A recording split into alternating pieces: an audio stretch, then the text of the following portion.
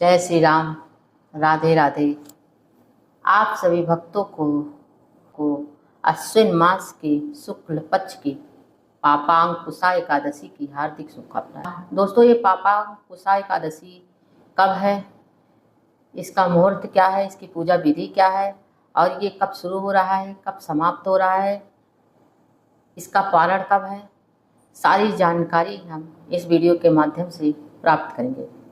पापांकुशा एकादशी 3 अक्टूबर 2025 को है।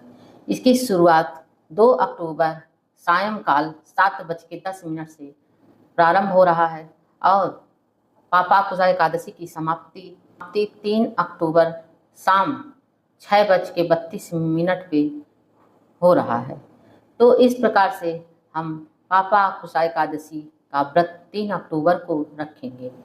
3 अक्टूबर को पापांकुशा एकादशी है और इसका पारण का समय जो है 4 अक्टूबर 6:16 से 8:37 तक है। इस प्रकार से पापांकुशा एकादशी का व्रत 3 अक्टूबर को है और पारण उसका 4 अक्टूबर को है। पापांकुशा एकादशी का व्रत बहुत ही महत्वपूर्ण है। माना जाता है कि हजारों अश्वमेघ यज्ञ और सैकड़ों सूर्य यज्ञ करने के बराबर का फल प्राप्त होता है। पापांकुशा एकादशी व्रत करने से मनुष्य के सारे पाप नष्ट हो जाते हैं। मनुष्य को सुख समृद्धि प्राप्त होती है और वह परलोक विष्णु लोक को प्राप्त होता है। मनुष्य के हाथों जाने अनजाने में जो भी पाप होता है वो पापांकुशा एकादशी से मनुष्य को सारे पापों से मुक्ति मिलती है। माना जाता है कि पापांकुशा एकादशी की व्रत करने से 10 पीढ़ी तक माता का कुल और 10 पीढ़ी तक पिता का कुल तर जाता है। इसलिए पापांकुशा एकादशी का बहुत ही महत्वपूर्ण है। एकादशी व्रत करने से पहले हमें दशमी के दिन से ही उसका पालन करना होता है।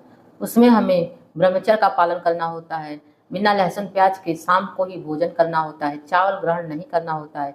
एकादशी के दिन हमें सुबह स्नान करके, नदी हो तो नदी में नहाइए, नहीं तो गंगा जल मिला के स्नान करिए। विष्णु भगवान और माँ लक्ष्मी जी के साथ उनकी पूजा करिए। पूजा विधि विधान से करिए, जैसे हर एकादशी में करते हैं उसी प्रकार से हमें पीले फल, पीले वस्त्र पहने और धूप दीप भोग आदि से उनकी पूजा करें।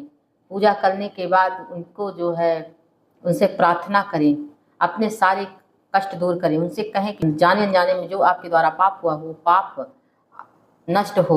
वो पाप से आप भगवान से प्रार्थना करिए कि जो भी आपके द्वारा पाप हुआ हो उस पाप से आपको मुक्ति मिले और आप सद्मार्ग पर चलें।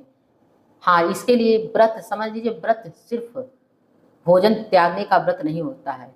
व्रत का मतलब होता है आप झूठ छल आदि से दूर रहें, किसी की बुराई चुगली ना करें। आप व्रत रखिए। इसमें माँ तुलसी की पूजा करें, माँ तुलसी को दिया जलाएं, परिक्रमा करें, माँ तुलसी को धूप दीप जलाएं। इस प्रकार से माँ तुलसी की भी सेवा करें। भगवान विष्णु और माँ लक्ष्मी की पूजा करें। कहा जाता है कि प्राचीन काल में विंध्य पर्वत पर क्रोधन नामक का एक बहेलिया था। वो बहुत ही क्रूर और हिंसक था। वो लूटपाट हमेशा करता था। लूटपाट करके ही वो बहुत पाप करता था, लूट करता था, पाट करता था, लोगों को बहुत परेशान करता था, बहुत ही पापी था। जब उसके मृत्यु का समय आया तो उसे एक दिन पहले पता चला कि कल उसकी मृत्यु है, तो वो भयभीत हो गया। इतना हिंसक हुए भी वो मौत के डर से भयभीत हो गया और वो जाके महर्षि अंगिरा ऋषि के चरणों में गिर पड़ा। उसने कहा कि महाराज महर्षि, हमने बहुत ही पाप किया है और कल मेरी मृत्यु हो गई। मुझे सोच के बहुत डर लग रहा है, मैं क्या करूं। तो महर्षि अंगिरा ने उन्हें पापांकुशा एकादशी व्रत करने को कहा और विधि बताई। उसने ये विधि पूर्वक पापांकुशा एकादशी का व्रत किया, जिससे उसके सारे पाप धुल गए और उसे मोक्ष की प्राप्ति हुई। तो दोस्तों, इस प्रकार से पापांकुशा एकादशी का व्रत करना चाहिए, पूरे विधि विधान से पालन करना चाहिए। एकादशी व्रत कोई भी हो उसकी विधि विधान से ही पूजा पाठ व्रत सब करना चाहिए।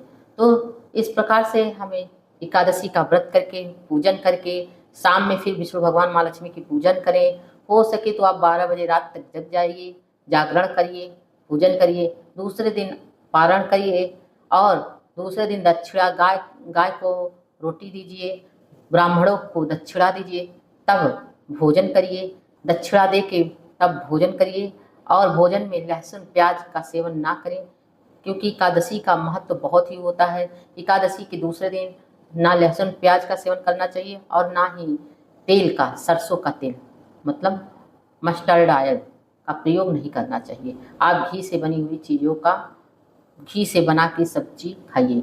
इस प्रकार से आप एकादशी का व्रत करिए। भगवान श्री हरि विष्णु आप सभी पे कृपा बरसाएंगे।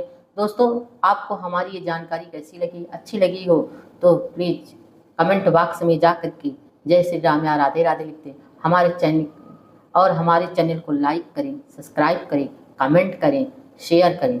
जय श्री राम, राधे राधे दोस्तों।